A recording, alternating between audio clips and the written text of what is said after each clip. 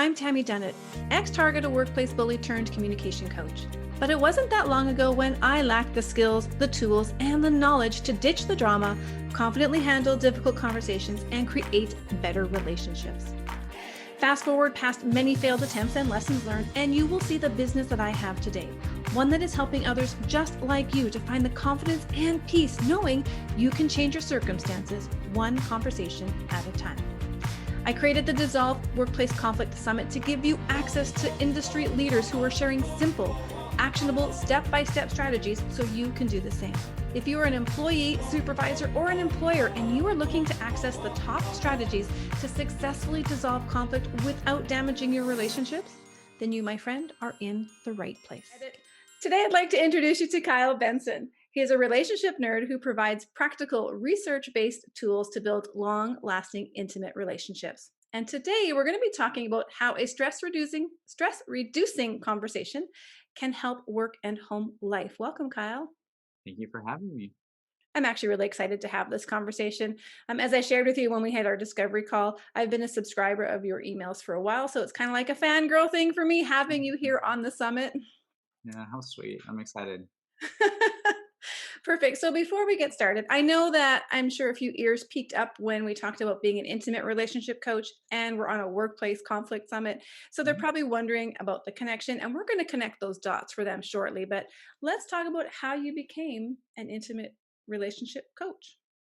Yeah, so really worked in finance for a long time and got really burnt out in that field. And one of the things that I noticed really struggled when I worked a lot was my real intimate relationships. And so I had three longer term relationships back to back where I got cheated on. And in that last one, my body ended up having a physical reaction where an autoimmune disease called psoriasis kind of consumed my body. Like I was covered from head to toe. And it forced me to go, how did I get here? And for whatever reason, my relationships came to mind, and I picked up two books. One called "What Makes Love Last" by Dr. John Gottman, and then another book called "Attached" by Amir Levine and Rachel Heller. And those books talked about attachment theory, and then just the science of love and relationships. And then it really hit a soft spot on me, and I just went crazy and started reading a ton. I started writing about it. And then the Gottman Institute contacted me, and because I noticed I was writing about the research, and I started working and managing their blog, and currently also manage the research studies for the institute. You So were just all in. all in. Yep. That's awesome. And it's taken you on this wonderful journey. So why don't we talk about how does stress impact a relationship? Because we know it's there, it's going to happen. Mhm. Stress is one of the bigger things that I think causes a lot of disconnection, right? If we think about even brain science, neuroscience, right? When we are really stressed, we don't get full access to our brain, right? And kind of what the saying is, when we're stressed, we digress. And so when you're stressed out, you tend to be a little bit more reactive. You tend to be more cranky. Even myself, I am much more sensitive, and little things will bother me much more often. And so some of that comes from work stress, some of that comes just from life. And so learning how to manage stress is really important, not only for work but also for home, right? Because we're always moving from work to home and back. And particularly with COVID and the pandemic, some of us literally, that's just outside the bedroom door. Three Right? So steps. yeah. So there's not a ton of transition time. I know a lot of the couples I work with, they miss their drive home to get that space to de-stress. And or we'll be even doing a session, a kid will run in and say, my class is failing, like if my Zoom's not working, help me. And so kind of getting pulled. And so just a lot more stress, I think, because of the pandemic than what we've had before. Um, and it's just a major factor to a relationship. Uh, and so it's definitely something that we'll dive into more today. Yeah, that's interesting. I've worked at home now for several years pre-pandemic. Most of my work is from home, but my husband would come home from his outside work, come in the door at 4 o'clock, and he's like, "Why aren't you thinking about supper?" And I'm like, "Because I'm still at work." Mhm, mhm, And mhm. he's like, "But you're home all day." Yep. Yeah. So I can see these conversations have really shifted both in the workplace because now our coworkers are our families sometimes. We're sharing workspaces, we've got the family dynamic. Plus, then we Mhm, have our colleagues on Zoom sessions, and mhm, sometimes maybe we get a virtual or a physical meeting. mhm, So if we have a dual income couple, for example, mhm. how is the stress in today's world, or maybe even pre-pandemic, creating connection disconnection? Yeah, so an interesting research study done out of, I believe it's out of UCLA, they sampled dual income couples and they just went in their homes and watched them. And they're like, okay, what's their lives like? And what they found is that within the span of, I believe it's a week, they had 35 minutes of connecting. And during that time of actually connecting with one another, they talked about chores and tasks. How do we manage the household? What kid needs to go to soccer practice? What kid needs to go to, wrestling and managing all those different things. And the sad part is when we focus on the task and we focus on everything outside of our marriage or our relationship, right, we start to feel kind of depleted, and so it actually creates more disconnection. Even though we might feel like a good team, there's not an intimate connection. And so we start to actually kind of drift apart and become more um, kind of teammates in terms of the tasks, but not so much romantic partners. Mm. And that can be, I mean, it's just sad. You spend all week with this person who you love and care about, and you have family, and you're busy, but you don't actually connect, right? Did And a this lot of, yeah, go ahead. Sorry, I thought there was a pause there naturally. Did this Yeah. study look at, married couples with kids, or was it, it was focused with the kids as well? With the kids as well. Yeah. Mhm. Yeah, I can see how that lends to, I mean, having raised kids, I don't know if that's where you're at in life too, but having raised kids, I can see that task-focused, Mhm. partnership Yeah. form. It's almost like survival. Yeah. We have It all is. these things to do. Right. And it makes so much sense. I mean, when you're stressed out, you're trying to take care of the kids, you're trying to make sure they're staying healthy, they're getting all the things, right? It's another thing that your brain is like, I gotta make this baby grow up and survive in this world. So I have to care for them. I'm responsible for them. Mhm. And it doesn't leave a lot of energy for the relationship. And Yeah. that's where um, that stress, that compounding stress, causes us to be more disconnected. Where then at night we're sitting on our phones scrolling, reading Facebook, Instagram, rather than putting that stuff away and saying, wow, it's been 2 weeks and we haven't had a conversation. How are you? What's been going on for you? Literally, right? I'm great, thanks for asking. Yeah, Back to my exactly. phone. Uh-huh. Uh-huh. Yep. Yeah. Oh, So that yeah, and I mean, it's a common thing that a lot of the couples I'm seeing are bringing, and they're just stressed out and feeling lonely, and um, they're kind of stuck in a really big cycle with that. mm. That makes me think of a few different things. So it's almost like the scrolling of Facebook and Instagram and TikTok has become the drive home. Like Mhm. they almost need that space to just, I need to decompress, I need to zone out, I need to detach from all of that stuff that I just came out of my office from. And this is my space now. But it's such a, what's the word? Like it's an addictive place to be because you can spend hours and not realize the hours has gone by.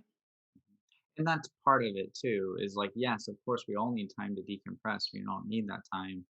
But when you're at the dinner table or you're all watching TV and everyone's on their phone, not watching the TV, not actually talking to each other, right? There's all those opportunities where you can use relationships, your connection with your family members to help the stress, to do something um, kind of more engaging. Right? Hmm.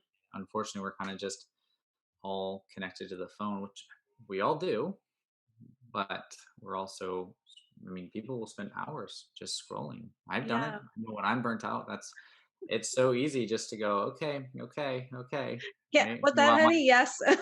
yep. Yeah, my spouse is like, "What? Like, when do I get to see you? Like, when's the right?" And so you're right. There's our conflict, and so it's a common thing. But I think being really intentional about how are we using our technology, how are we managing stress, how are we managing this pandemic is really important to surviving as a not only surviving but also thriving as a family during a really difficult time of kind of our lifetime.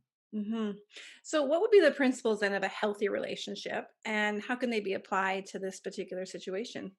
Yeah, so there's kind of some of the principles that I go off of is really based on Dr. John and Julie Gottman's work. So Dr. John Gottman, he has been studying couples for, oh my gosh, is it almost 5 decades now? 40 plus years. And he started just doing observational research. We had couples come in and he was like, I don't know what makes these people stay together, what makes them fall apart. And so he just had couples come in, they'd have a regular conversation and then have a conflict conversation, take a whole bunch of assessments, and he'd follow them for sometimes 12 years. And he Wow. did that with heterosexual couples, gay and lesbian couples, um, parents, and a whole bunch of families. And so then he met his wife, Julie, who was like, you have all this great research. And he was like, yeah, I just want to be a researcher. And she, being the clinician, was like, well, how do we save relationships? How do we use this to actually make relationships better? So that's where they built what they call a sound relationship house, which is really kind of the structure I use as a roadmap to make a romantic relationship better. And so in short, there's really kind of three, without us going through every level and spending a half an hour talking about it, there's really Yeah. three key things. And there's what we call the friendship system, the conflict system, and the shared meaning system. And so a lot of couples struggle with conflict, but the friendship system, particularly around stress, is where, right, part of our job as partners, part of what makes a relationship healthy is we go to each other with our stresses and we're able to feel less stressed when we're done having that conversation. We might not have done with the stressor, but we feel less stressed because we're able to kind of vent and talk about it. And instead of our partner fixing it, they're like, yeah, God, that sucks. That's really hard, right? They're able to empathize and hold space for us. And Hmm. that's one of the key things that one of the interesting studies Gottman, that Dr. John and Julie Gottman did, is they did this workshop with couples and they gave this couples what we call the stress reducing conversation. And what they found is the couples who maintained the gains from the workshop, one of the key things they did is they integrated this daily stress reducing conversation. And part of that is because they were able to keep the external stress from spilling into the relationship. It made it a lot easier to maintain their connection within their relationship. And they would actually use that external stress to feel more connected, more engaged, and more a part of each other's life. It's fascinating. So we're using the stress to build our connection. We can, yes, yes. No, I yeah. definitely need a little bit more insight on that one. That's for sure. Because I Mhm. think in today's workplace, as we know, there's an awful lot of stress. And as long as they stay off their phone and they can get into this conversation, it sounds like things will be okay. Yeah. So you talked about stress, and I know that there's a stress cycle that you have shared. What is the stress cycle, and how can partners tap into that? Yeah, so a stress cycle is pretty much our body's response to a stressor, right? And so if I walk into my living room and I see a python there, I'm going to have a stress response right away, right? I'm going to freak out. Right, that is a way we deal with things that are dangerous, overwhelming, and particularly in our context today where we're working a lot, right? Emails, notification, these other things, while sometimes they're nice, they're also stress.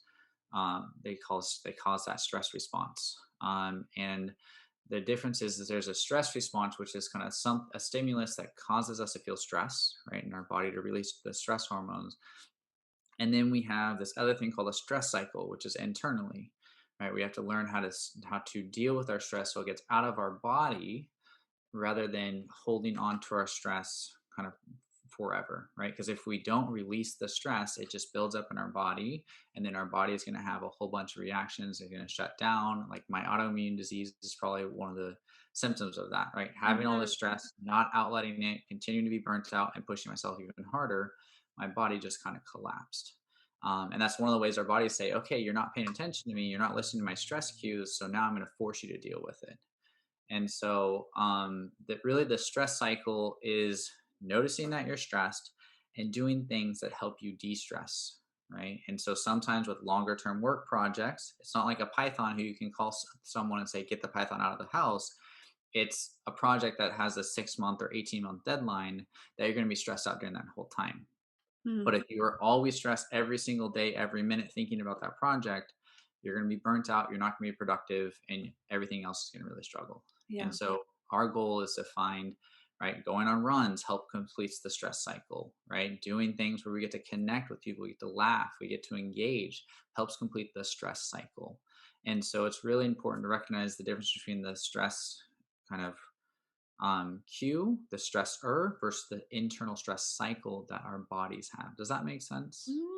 That's interesting. Yeah. So it's almost like that stress response. Obviously, it usually is an unconscious thing at first, but to Mhm. tap into that and recognize it, and then to kind of like break the cycle or to do something to shift it is Mhm. maybe what I'm understanding. And maybe I'm wrong, but you talk about the running thing and kind of getting in tune with that.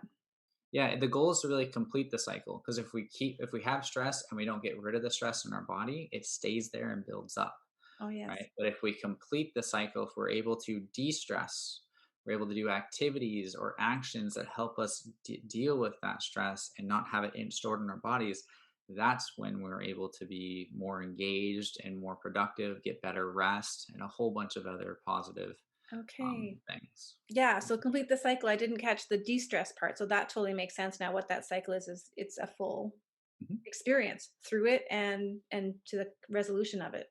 Right, exactly. Ah, okay, yeah, that totally makes sense. I can definitely see where there's some complications. I mean, you talked about the research showing that we only spend about 35 minutes connecting and we're task focused and we're really not talking about these stressors. So there seems to me that there's probably some challenges in completing that stress cycle Mhm. individually and collectively. Oh yeah. Yeah. So how is it you're working with people to bring that awareness and implement a process for them? Yeah, so the first thing is just being aware of all the stress that they're dealing with and how they approach that stress, right? I have couples who the more stress they deal with, the more they team up and they tackle the task or whatever it is. But then they come to me and like, we haven't connected for 3 weeks. I'm like, huh, that's your pattern. Let's talk about that. And so what one of the tools that the Gottman Institute, Dr. John and Julie created is really this stress reducing conversation. And so we really try to create a daily ritual around that. And so whether that's after the kids go to bed or right, even after dinner, you go and grab a coffee and you two as a couple go get 15, 20 minutes to spend time just talking about your days, right?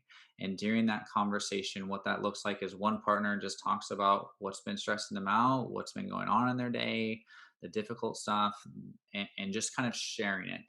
The other partner, which is also where we get sometimes into trouble, is often when one partner shares the stress, the other partner goes, "Oh no, you're my person. I don't want you to be stressed. So let me fix it for you. Let me take care of it for you," which then makes that partner not feel seen, not feel heard, and so then we get into conflict. Mm. And what this tool does, that stress reducing conversation, is it actually helps that other partner go, "Okay, your whole goal is just to listen and seek to understand, not problem solve, not fix it, unless your partner says, okay, help me with this problem. What's the solution? But the rest of that time is spent just validating. Yeah, of course you're stressed out about that. Of course, that person really didn't hear how like important that part of that project was to you. Like that makes sense to me.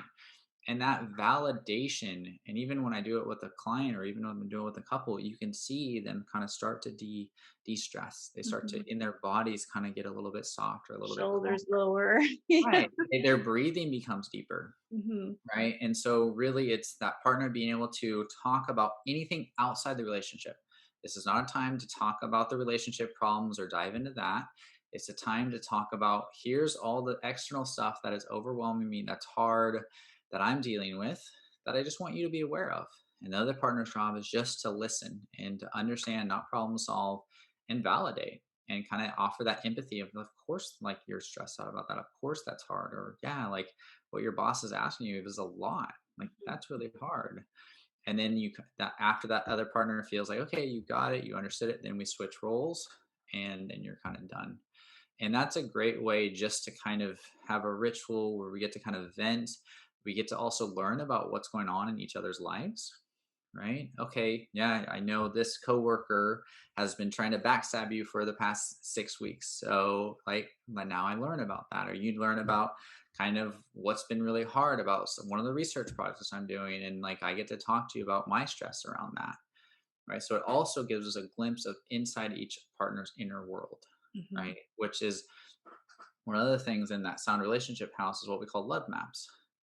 And love maps is kind of the landscape of our partners in our world. What are their preferences, right? Like my partner loves oat milk in her coffee, but I also know who her favorite, you know, aunt is. I also know, right, what stresses her out about work. And when we have that conversation, I learn more about what she's worried about, what she's stressed about, and she learns more about what I can share with her that is stressful or overwhelming for me. And the key thing is not to go so much into the topics, but more into the feelings, Mm, right? Because sometimes we can start talking about our stress and we get so into the details, hmm. and sometimes I've had this even myself where I talk for half an hour all about the details, but I'm even more stressed. Yeah. Rather than talking about, yeah, I'm stressed, I'm feeling overwhelmed, I'm feeling exhausted. And when we're able to talk about the feelings, it also makes it easier for our partner to hear those feelings and start to connect with them. Because when they hear the problems, that's where they start to problem solve. Yeah. And when they hear the feeling, they can resonate with the feeling. They may not be able to resonate with all the things in your workplace. Like, I don't know policing. My husband's an ex police officer and he doesn't know nursing. So when I talk about those two worlds, they seem like foreign language. Mhm. So it sounds like if you can talk about the feelings, that's a place of actual connection and understanding where empathy can build. Right. Exactly. And that's also where we kind of feel more seen too. Like, I mean, sometimes the content is important to us, but a lot of the times it's really just the kind of those feelings and feeling like kind of held emotionally for a period of time. Hmm. Yeah.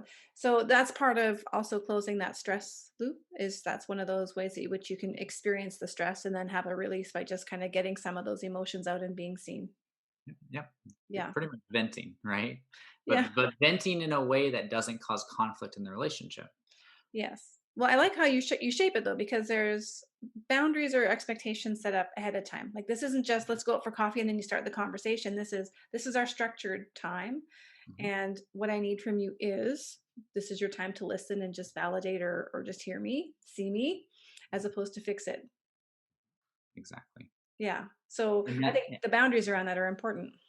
right, because it gives us a sense of structure of how we're supposed to be and how we can be with one another, right? Hmm. And particularly when we start this conversation, right, when I have couples doing it, it's a little uncomfortable. It's a little awkward to sit there and have your partner vent and talk about really difficult feelings. And you're like, yeah, that's hard. Or, yeah, that makes sense to me compared to like, oh, like you are really hurting at work. So why don't you quit your job? Why don't, right? Like, it's harder, it's just different, but it also, if we do it well where our partner feels understood, they feel connected with, it'll actually enrich our relationship.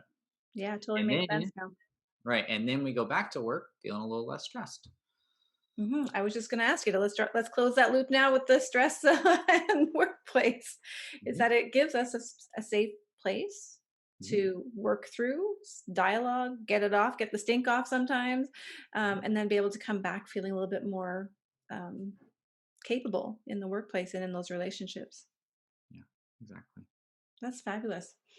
All right, so you're going to share a resource with our audience, the Constructive Conflict: 6 Skills to Build a Stronger Relationship. Why don't you share with a little bit about that? Yeah, so a lot of times couples kind of come to me and they say we have communication problems, we have communication issues. And really there's kind of two issues in every relationship problem. There's the actual problem, right? And then there's how we talk about the problem, how we deal with the problem. Mm. And a lot of times, I mean, actually every couple I've worked with, it's not so much the actual problem, it's how we're talking about it, right? And what we know from Dr. Gottman's research is 96% of the time, the way a conversation starts, it's how it's going to end.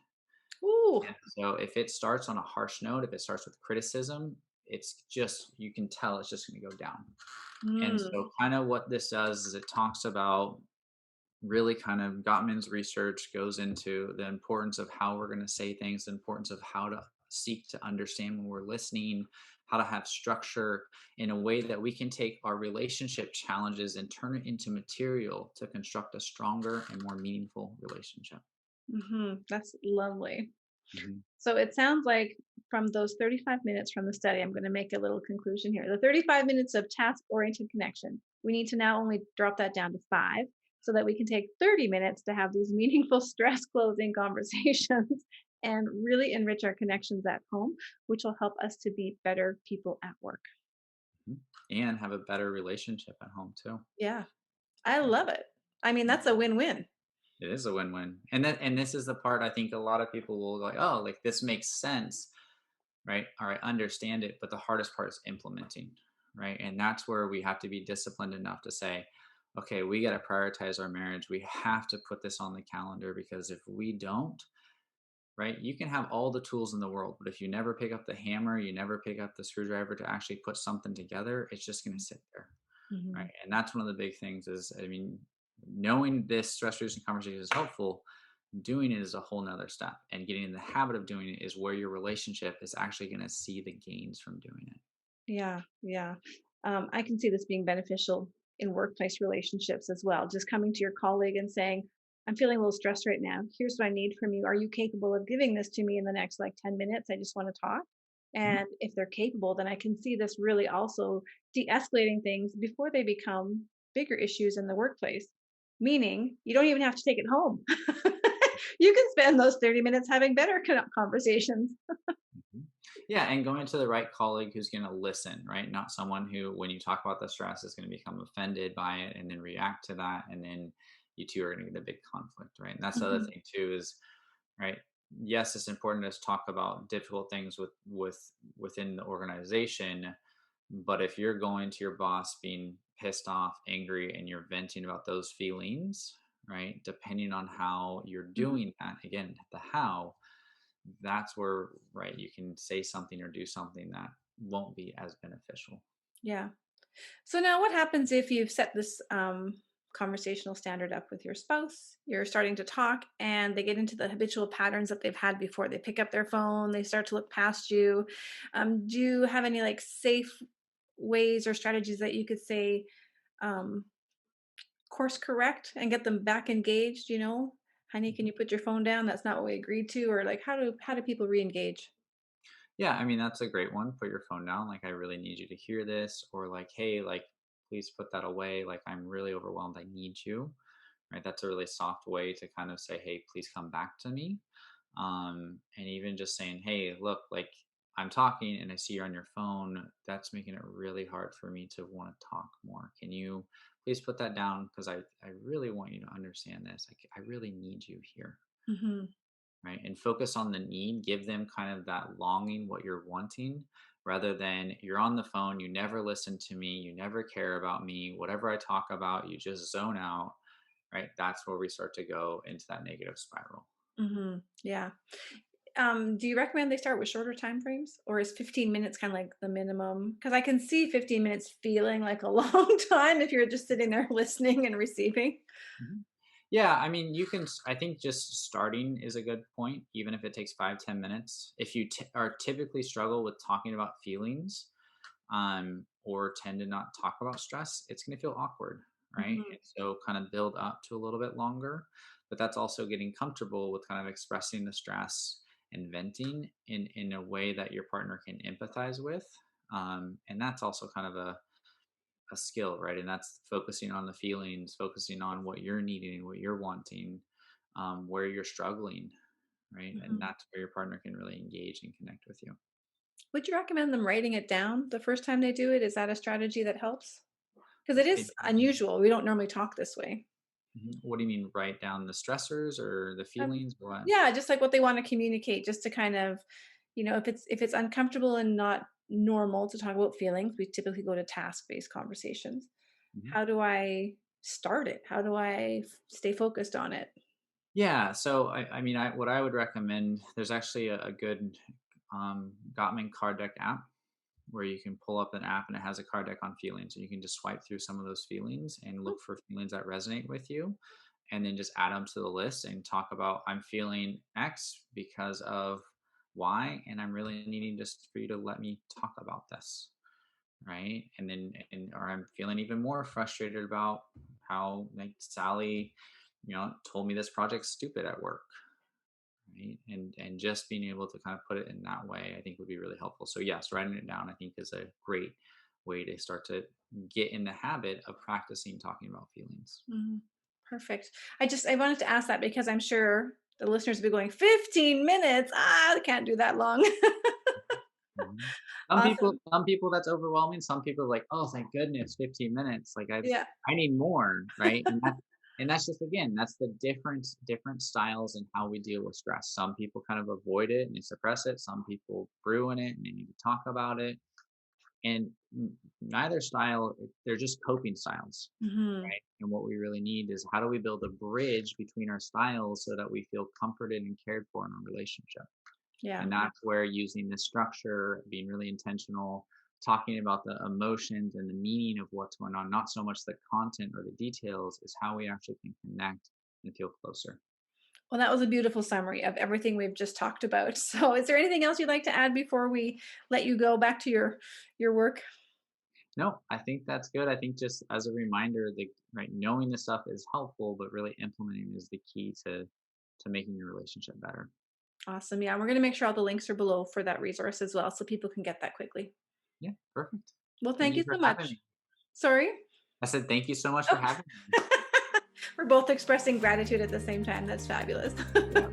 Thanks for staying with us and hanging out. And that's an official wrap on this session of the Dissolve Workplace Conflict Summit Speaker Series. Now be sure to connect with your favorite speakers by clicking on the link below and taking advantage of the free resources that they are sharing with you so that you can dissolve your conflict without damaging your relationships. Now be sure to head on over into the Facebook group Dissolving Workplace Conflict and give us your favorite takeaways from today's session using the hashtag Dissolve Workplace Conflict. I can't wait to see what you've learned.